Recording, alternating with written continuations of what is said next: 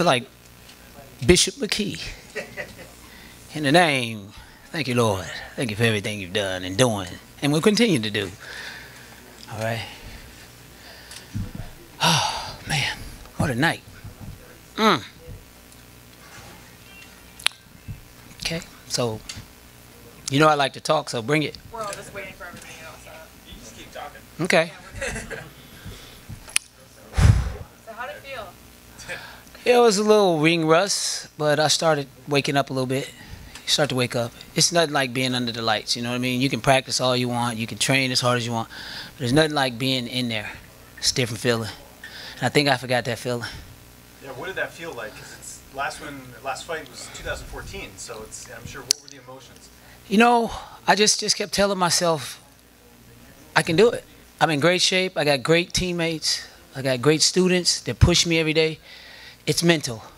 And the more and more I said that to myself, the more I started to see, the more chances I decided to take. You know, you never see me throw spin kicks and head kicks. But, you know, I started to feel comfortable, feel like I'm at home. And how was it having AJ in your corner for this fight, with him having his fight? Like, did that add anything extra to this matchup? Well, you know what? Like I said in all the other interviews, this is a win-win for me, because if I lose, I get to use it as fire to make him go harder if he's not doing so well. And if I win, he's got to bring home the W too. So. And now that the fight's over and you've won, how did this fight week compare to other fight weeks you've had in all the promotions you fought for? I mean, I'm sure it was a bit different with AJ being on this card. Yeah, you know what? Bellator is amazing. They've done an amazing job. They build talent, without a doubt. Everyone knows most of the UFC stars are started with Scott Croker. His attitude, just the whole organization is just amazing. I wouldn't tell anybody to go anywhere else. You know, we were offered a little money to leave Bellator, and I said, absolutely not. We're going to stay right here. This is home. Money is not always the way to go. Sometimes you got to have a little loyalty. So as far as your stand-up, I mean, you stood out there and threw those kicks that you normally didn't do early in your career. Was that game planned, or was it just in the moment? You know, no. You know, I practice different than what I do, and I teach different than what I do.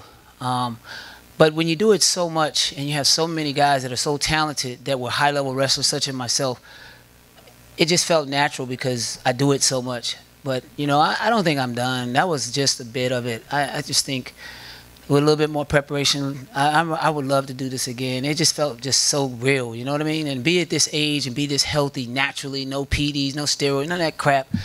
I just want to be a trendsetter for a lot of these young kids, that they can say, well, you know what, I don't need it. If McKee can do it at 50, 49 years old, I can do it too. You just got to train right. Would you want to do another fight in California, or, you know, Bellator does a lot of international cards? You're looking to do some traveling? Like, man, I don't care. I just want to get in the cage and do it. You know what I mean? I got some of the best people around me. Like I said, I got, you know, Joey Davis, Jason Manley, jiu-jitsu. I mean, boxing. Just what are we worried about? Really, it's just, can the body keep up? And if you did it again, would you want it to do it again along the same card as AJ, or would you rather keep it separate? No. Because I want to get, you know, I want to move it. I want to get in there at 155 pounds. These guys are just faster, but as far as skill set and knowing where they're at, I've got a lot of edge over those guys. So you know what? I might take it. Tell Scott, you know, give me some of them lions you got in the cage, just hungry. Because I've always got the option to say, hey, this is too much. Let me out. You know what I mean? I don't have anything to prove. Like I said, this is the best time to fight, when you're happy with everything. Life is good. Why do you think you're able to have success at this age? Because you don't see this every day. Well, I took very good care of myself. I didn't take a lot of damage in the beginning of the career. And like, if you go back and you listen to the interviews, I said this isn't enough money because I'm going to fight later. I'm going to fight with my son. One day we're going to fight.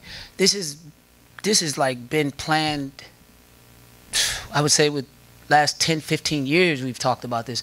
So for me, I was trying to make a statement about, you know, the way fighters were being paid versus the way that you're being treated.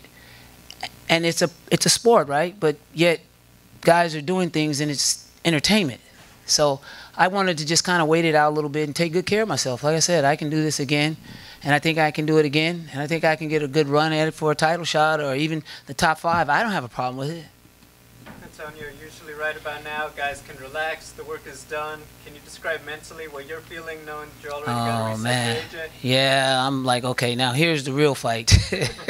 Here's the real fight. My son's getting ready to fight. And by no means did I want to take anything from him in this camp that I had. So everything was geared around him. And I was on the back burner the whole time, just so I would go into this fight confident that he would win. When you guys woke up this morning, you guys had your first meeting, you're talking about, going into action tonight. What was that conversation like? Hey, you know what? This is your time to shine. Go get it. You grind, you grind, you grind. Now it's your time to shine. How was it? What, did you hear AJ cornering you in the fight? Did he give you like a pep talk? Like, here's that. Oh yeah. He's like, come on, Dad. Like I said, my wrestling is amazing. I can go with the best in the world in wrestling. That's not the problem. But you want to be a little bit more exciting for the crowd. But I think now, as old as I am, they're excited to see my old ass out there. So yeah. Did you hear the crowd? Because they were really into it. But you had a lot of support here tonight. Yeah, you know what? We sold almost 500-600 tickets. We better have some crowd out there. Shit. But yeah, this is my hometown. You know what I mean? I was getting the crowd the other way, and now I'm doing it the right way, and this is what feels good to me. Is there any reason to take a bit of time off, maybe not 4 or 5 years, or do you want to get back in there? Yeah, I'm ready. You know what? I want to look at AJ's career. I want to make sure that I'm not impeding on his career and Joey Davis and all the other guys that are in the gym. And if there's a slot for me, I would love to take the opportunity if someone falls out. But I've always wanted to fight. It's just they're a priority now. They're young guns, up and coming. I've had my big flash. I enjoyed the hell out of my career. Whether they booed me or cheered for me, I had a good time. I didn't suffer any real injury. So, I'm happy to just be here. If this was it, would you be satisfied with what you've done? Absolutely. I'm going to, like I said, if I didn't get the respect that I deserved as a fighter, going undefeated when the politics was real, I'll get it as a coach. And if you see, I'm training high-level guys, Chuck Liddell, Rampage, Tyron Woodley. I'm training the best in the world, and they come to me for a reason. And it's not publicized. They don't post or brag about it. It's just, it is what it is. And one way or other, I'm going to get my respect. And I'm not going to stop. So I'm going to keep going. It's definitely a pretty cool moment to see you and AJ celebrating together right after your win. What words were exchanged in that moment, and do you think you have any trouble kind of getting him calm and focused on his fight now? Well, it was, what took you so long? Why are you out there playing? Same shit I tell him. He just flipped it on me. But I get it. You know what I mean? He's nervous. And, like I told him, don't worry, man. I'm okay. No matter what, I'm going to be okay. And I know how to play it smart out there. If it's too much heat, I know how to tap out. Pops tap. Okay, good job. Now let's move on to the next one. You know what I mean? So, like I said, for me, it was just straight up fun. I would have done it for free. It wasn't about money. When they told me how much pay, I don't care about the money. Let's fight.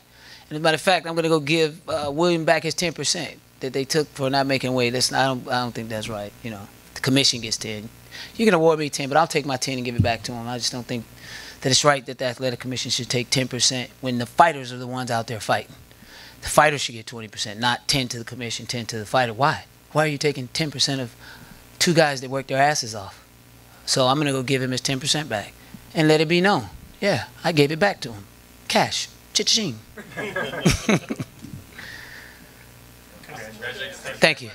All right.